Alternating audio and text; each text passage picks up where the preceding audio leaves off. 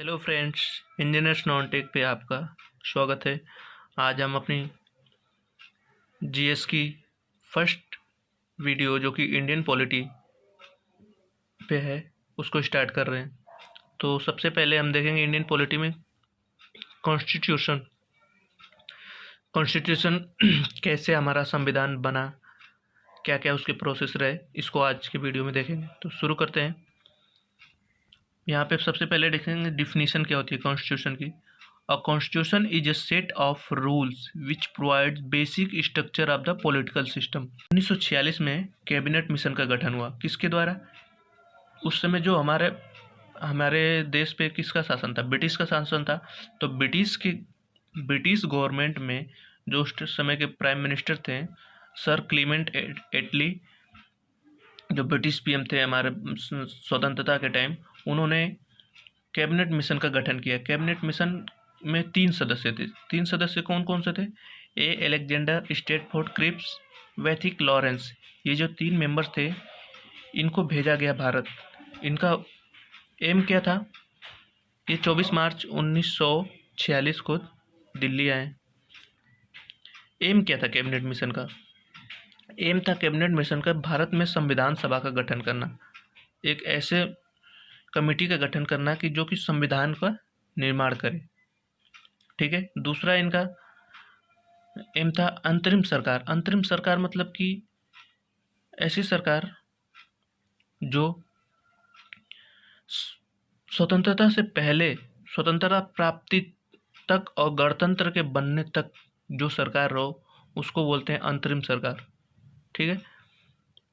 अंतरिम सरकार का मतलब कि जब तक गणतंत्र न बन जाए तब तक जो सरकार थी उसको अंतरिम सरकार बोले। और making union of India, union India के संघ को बनाना, मतलब कि इंडिया बहुत सारे भागों में बटा हुआ था। हम सबको पता है कि इंडिया बहुत सारे भागों में बटा हुआ था, जैसे कि गुजरात, हैदराबाद, जम्मू कश्मीर। इनके अलग अलग राजा इन पे अलग अलग शासन करते थे। तो इनका सबका एक यूनियन बनाना वो कैबिनेट मिशन का काम था। ठीक है। तो अब हम चलते हैं संविधान सभा का गठन कब हुआ। पहला, अब हमने देखा कि कैबिनेट मिशन आया 1946 में। कैबिनेट मिशन में 3 सदस्य थे, 3 ब्रिटिश पार्लियामेंट के 3 सदस्य थे। कौन से? ए एलेक्जेंडर स्टेटफोर्ड क्रिप्स और वैथिक लॉरेंस। इनका एम देख लिया कि भारत में संविधान सभा का गठन करना, अंतरिम सरकार बनाना, मेकिंग यूनियन ऑफ इंडिया। और अब देखते हैं संविधान सभा का गठन। जुलाई 1946 में संविधान सभा का गठन किया गया जो कि संविधान बनाएगी। इस संविधान सभा में कितने मेंबर थे? 389, 389। इसको याद करने का ट्रिक, टोटल संख्या 3 है तो 3 और 89 तो हमें याद ही रहेगा, 389।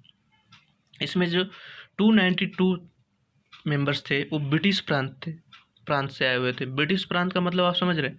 ब्रिटिश प्रांत का मतलब कि जो उस समय जिन जिन क्षेत्रों पे ब्रिटिश का शासन था वो वहाँ से जो मेंबर्स चुन के आए उसको ब्रिटिश प्रांत के मेंबर्स बोलेंगे, जो कि सबसे ज़्यादा संख्या थी 292। उसके बाद 93 देसी रियासत, जो उस समय के राजा महाराजा थे उनका जो प्रतिनिधित्व करने के लिए 93 सदस्यों को वहाँ से आए।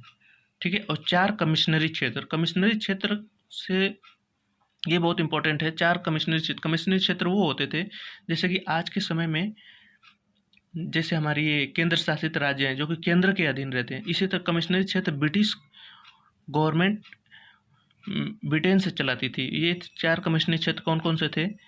कुर्ग जो कर्नाटक में, फिर अजमेर मारवाड़, दिल्ली और सिंध। ये हमारे 4 कमिश्नरी क्षेत्र थे। और ये जो 389 मेंबर्स का जो बने वो कैसे बने, उनका क्या प्रक्रिया थी? मतलब कि वो प्रति 10 लाख जनसंख्या पे एक सदस्य को संविधान सभा में उनका प्रतिनिधित्व करने के लिए भेजा गया। ठीक है।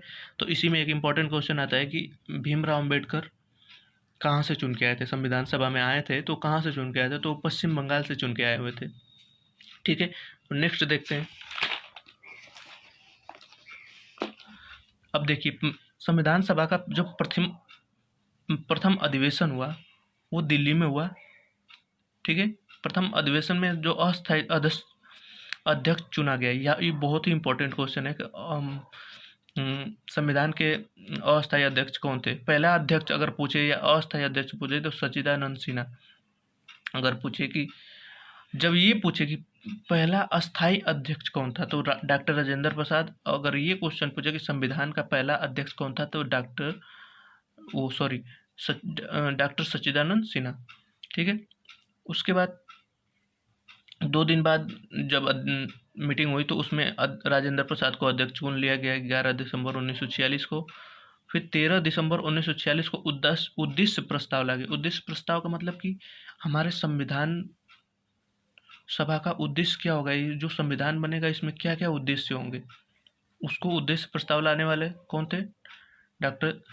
पंडित जवाहरलाल नेहरू। संवैधानिक सलाहकार समिति के अध्यक्ष कौन थे? YN राव। संवैधानिक सलाहकार का मतलब कि जो संविधान बनाने में जो अपने सलाह दे उसका अध्यक्ष कौन था, कुछ रिकमेंडेशन करना हो तो उसका अध्यक्ष कौन था? YN राव। और संचालन समिति के अध्यक्ष डॉक्टर राजेंद्र प्रसाद मेन अध्यक्ष थे, तो जो संचालित करेगा तो मेन अध्यक्ष ही करेगा, तो इसलिए संचालक समिति के अध्यक्ष डॉक्टर राजेंद्र प्रसाद। ये जो चीज़ें बता रहा हूँ यही क्वेश्चन बार बार एग्जाम में पूछे जाते हैं, तो इस चीज़ों को तो आप एकदम बिल्कुल रट ले दीजिएगा। उसके बाद आते हैं 26 नवंबर 1949 को संविधान सभा का द्वारा संविधान को अडॉप्ट कर लिया गया। जो हमारा संविधान था 26 नवंबर 1949 को बन के तैयार हो गया, बट इसको लागू किया गया 26 जनवरी 1950 को। 26 जनवरी को क्यों लागू किया गया, इसका भी एक अपना इतिहास है कि 26 जनवरी 1930 को भारत पहली बार स्वतंत्रता मनाने की कोशिश की थी, इसलिए इस तिथि को एडॉप्ट किया गया। तो 26 जनवरी 1950 को संविधान सभा को एडॉप्ट कर लिया गया। जब संविधान सभा को एडॉप्ट किया गया तो इसमें मूल संविधान में 395 आर्टिकल थे, 22 पार्ट्स थे और 8 अनुसूचियां थी। ठीक है, जो बाद में बदल के 12 अनुसूचियां हो गई। और ये जो मेरे अनुच्छेद थे ये 395 रहे, लेकिन इसके अंदर ही बहुत सारे अनुच्छेद संविधान संशोधन के अंतर्गत जोड़े गए, जो कि अबाउट अभी 450 अनुच्छेद हो गए हैं, लेकिन मूल रूप से अनुच्छेद अभी भी 395 हैं। ये आप लोग याद रखिएगा। और एक चीज़ और याद रखिए कि संविधान को बनाने में 2 साल 11 महीने 18 दिन लगे। ठीक है, तो इस तरह से हमने आज अपना फर्स्ट चैप्टर पढ़ा, संविधान सभा का गठन और उसके विभिन्न अध्यक्ष कौन कौन रहे। ठीक है, तो बहुत इम्पोर्टेंट है, आप लोग ज़रूर याद करिएगा।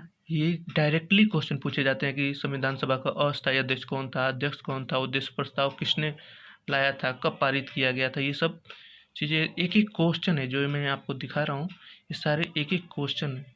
ठीक है, बाय। अगर आपको मेरी वीडियो अच्छी लग रही है तो आप लोग लाइक करिए, सब्सक्राइब करिए और शेयर करिए अपने दोस्तों को, ताकि उनका भी फ़ायदा हो सके। और हाँ, अगर कोई आप लोग को सजेशन देना हो तो ज़रूर दीजिए, आप लोग का मोस्ट वेलकम। ठीक है, थैंक यू।